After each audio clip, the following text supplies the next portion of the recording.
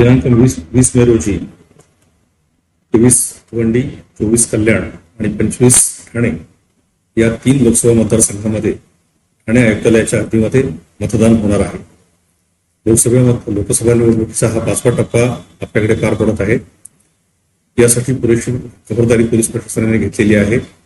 आवश्यक तो बंदोबस्त स्थानिक पोलिसांचा, त्याचबरोबर बाहेरून आलेल्या केंद्रीय राखीव पोलीस दलांचा आणि राज्य राखीव पोलीस दलांचा देखील आयुक्तालयाला प्राप्त झालेला आहे.